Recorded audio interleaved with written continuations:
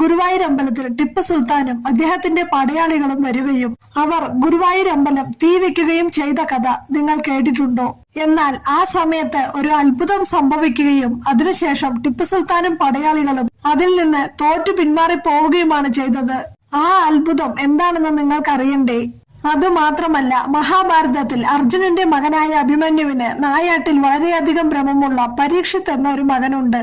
അദ്ദേഹത്തിന് സർപ്പദംശനമേറ്റ് കൊല്ലപ്പെടുമെന്നുള്ളൊരു ശാപം ലഭിക്കുകയും അതിനുശേഷം അദ്ദേഹം നാഗരാജാവായ തക്ഷകന്റെ ദംശനമേറ്റ് കൊല്ലപ്പെടുകയുമാണ് ചെയ്തത്. പിന്നീട് തക്ഷകൻ എന്ത് സംഭവിച്ചു എന്നുള്ള കാര്യങ്ങളെല്ലാം അറിയണമെങ്കിൽ ഇതിന്റെ റിലേറ്റഡ് വീഡിയോ കണ്ടു നോക്കൂ. വീഡിയോ മുഴുവനായും കാണാനായിട്ട് ശ്രമിക്കുക.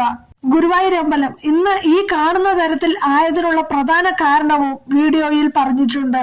എല്ലാവരും ഇതിന്റെ റിലേറ്റഡ് വീഡിയോ കാണാനായി ശ്രമിക്കുക. എന്നിട്ട് നിങ്ങളുടെ അഭിപ്രായം കമന്റിലൂടെ അറിയിക്കുക.